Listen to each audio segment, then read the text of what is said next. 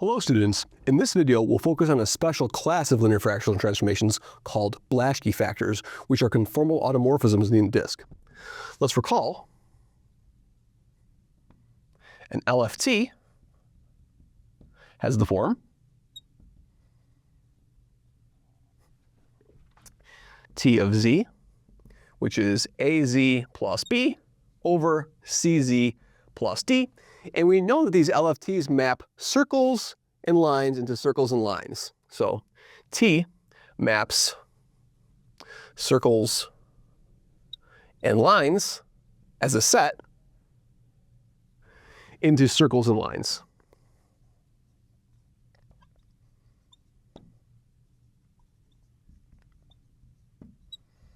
Okay. That's great, because in other words, what we know is I know that if I input a line to an LFT, I'm either going to output a line or output a circle, and vice versa. If I input a circle to an LFT, I will either output a circle or a line. Great. That's going to be helpful for this special class of LFTs I'm going to consider. Now, for special LFTs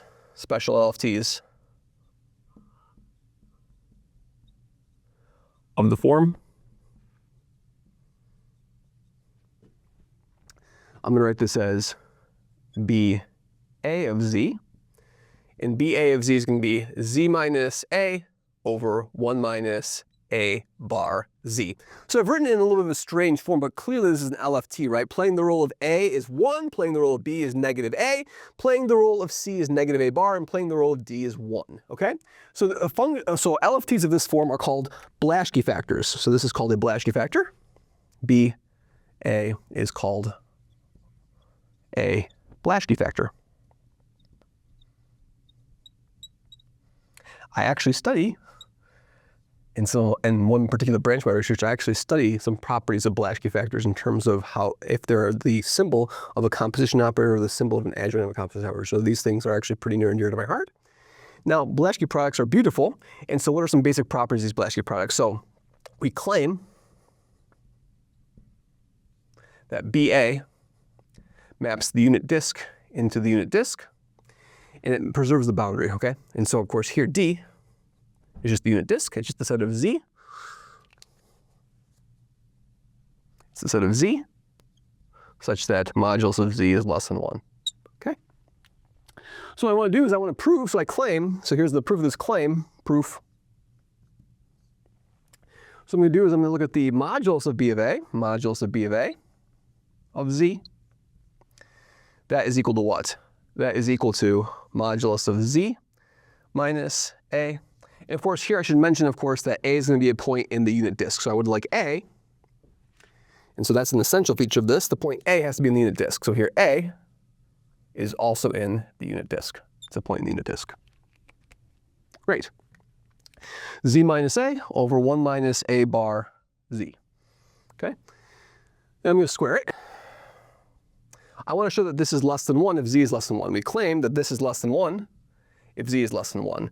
So this statement over here that the modulus of BA of z squared is less than 1 is exactly equivalent to what? Is exactly equivalent to saying that modulus of z minus a squared is less than what? Is less than 1 minus a bar z squared. 1 minus a bar z quantity squared, right? And so now let's actually write these things out over here, because it's going to be this times the complex conjugate, right? So let's actually write out this expression. And so what are we going to have over here? So this is going to be z minus z. So what we have,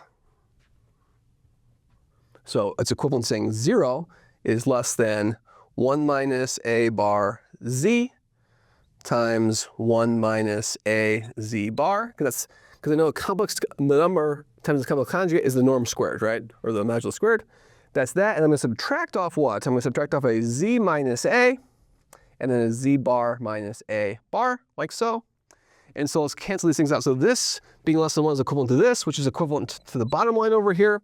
And now let's FOIL this thing out over here. So we're going to have a what? We're going to have a 1 minus, then I'll do an a bar z, then I'll do an minus a z bar, and then a what? And then finally I'll have a modulus of z squared. So that's going to be a plus modulus of z squared. So modulus of a squared modulus of z squared for the first terms over there. Then minus a cumulative factor of what? Minus a factor of the modulus of z squared. Then I'll have a minus a bar z, minus a bar z, minus a z bar. And then finally a plus a bar squared, modulus of a squared. Great. All right, and so let's take a look at this carefully over here. So notice that this negative a bar z is the same as this negative a bar z with a negative sign, so those are going to cancel out. And then I have this term over here, this negative a z bar, and then this negative a z bar over here. Those are going to cancel out. Beautiful. And so if we factor this, so in other words, this is equivalent to what? This is equivalent to 0 less than what? 0 less than 1 minus modulus of z squared minus modulus of a squared minus plus rather modulus of a squared, all right, is modulus of z squared. Okay, but now of course this is exactly equal to what? This is exactly equal to 1 minus the modulus of z, and then 1 minus the modulus of a, right? If I did my arithmetic correctly, squared of course, squared and then squared, right? And that works out perfectly. And now clearly, since both z and a are in the disk, both z and a are in the disk, so these expressions are what? These expressions are both non-zero, right? Because modulus z is less than 1, modulus a is less than 1, so this is certainly true, right? So in other words, we've just proven that BA maps D into D. And moreover, we can actually see if I put equality over here, equality, equality, equality, and then equality, that equality only will hold if modulus of z is equal to 1, right? And in particular, what that says that BA of any e to the I theta in modulus, any point in the unit circle, is equal to 1. So in other words, what does B do? It maps the disk to the disk, and it maps the unit circle to the unit circle. In some sense, there's some rotation going on over here. Let's focus on some other special properties of this Blaschke product. Well, another essential property of this Blaschke product is what? Well, let's look at this. What is BA of 0, for example? So BA of 0 is going to be what? BA of 0 is going to be, I got a negative a, so I should probably flip this to negative a. So what I have over here, I guess I've written is, it's typically written for Blaschke products, but you might see this written as what? Nothing in my argument changes over here. If we modify this, so let's do this. I'm going to modify this a little bit. Let's modify this and call this BA tilde of z, and that's just going to be the negative of this thing over here. It's just going to be a minus z over 1 minus a bar z. Okay, so the same argument above, that this thing maps the disk to the disk and the circle to the circle, are true, but now what happens over here for this b tilde of a? This b tilde of a is what? And if I use the Schwarz Lemma, I would figure this out, but I would have figured out this is the right way to write it, but either way is valid actually. This is sort of a more standard approach to writing it. All right, so what's BA of 0 going to be? Well, now in this case, B of 0 is going to be a, and what's B tilde of B tilde a of a? B tilde a of a is what? Is going to be 0, right? So it interchanges 0 and a. Okay, great. Now here's a cool property of BA tilde and also of BA. What's BA tilde of BA tilde of z? Well, I'm composing two Blaschke products, right? I'm composing two Blaschke factors, so they're two LFTs. I'm going to output another LFT. So let's see what LFT we output over here. So this is going to be z minus a, or let's do it like this, a minus z,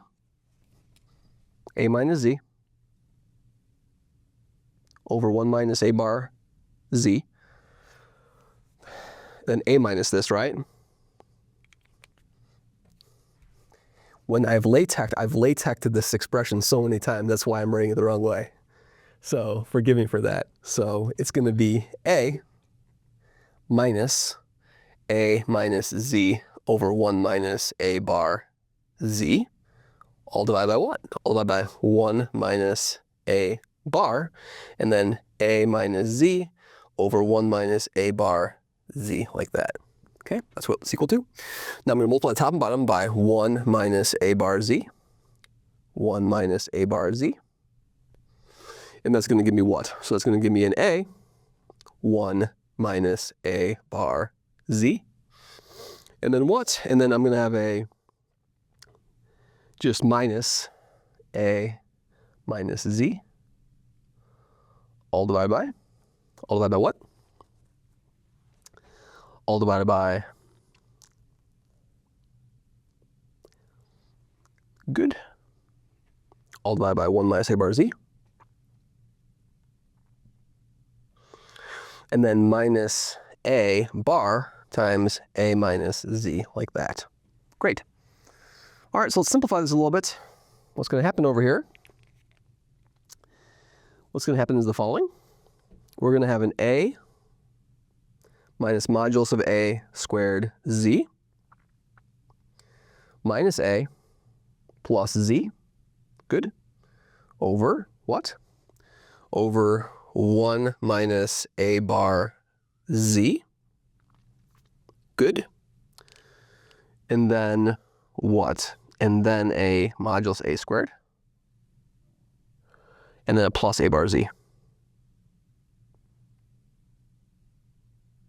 Okay, so on top the a's cancel out, on the bottom the a bar z cancels out, and we're left with what? We're left with a z, and then 1 minus a bar squared over what? 1 minus a bar squared. Of course, since a is in the disk, that's not 0, so those cancel out, and you just get what? You just get z. So it says that BA is its self-inverse. In other words, BA inverse, BA tilde inverse is really B tilde A. Beautiful. So these things are actually invertible and they're their own inverse. So what we have over here is that in some sense, and we'll see in a further video how to rigorously prove this, but these BA functions, these BA Blaschke factors, are the only conformal automorphisms of the unit disk. And that's going to give us a lot of really nice information about how we can understand the structure of fixed points of maps from the unit disk to the unit disk. In further videos, we're going to see, is there any sort of analog of this Blaschke factor on the upper half space? Indeed there is, right? So we can call these things, really, if I'm being very pedantic about it, I want to say these are Blaschke factors on the unit disk, right? There's also Blaschke factors on the upper half space, right? And in some sense, you can do this, you can change the region a little bit and can find a variant of what a Blaschke factor would be on that other region over here. In case that our simplest regions to understand over here are the disk and the upper half space. And there's a particular reason we care about those spaces, right? Because they're truly the bases for hyperbolic geometry, right? So in other words, there's a good geometric flavor to these arguments over here. But nonetheless, we're going to really focus in, and we'll see in further videos how if I take these individual Blaschke factors and multiply them together, that won't change the fact that it maps the disk to the disk or the circle to the circle. But what will happen then, actually, one other comment while I'm thinking about this. Of course, where is this thing singular? So not only does it map D to D, right? But it's what? It's actually a holomorphic function, right? That should be obvious from our discussion over here, because LFTs are holomorphic except to the points negative d over c, right? But of course, the only singularity over here is really what? Is z is equal to what? Is z is equal to 1 over a bar, right? And of course, if a bar is in the disk, then 1 over a bar is outside the disk, right? And so the only singularity of this thing, the only pole of this finite Blaschke factor occurs outside the unit disk, so it's holomorphic inside the unit disk. So again, we're going to come back to this idea, but these basic Blaschke factors play out an essential role in a lot of understanding the geometry of holomorphic functions that map the disk to the disk. Thank you very much.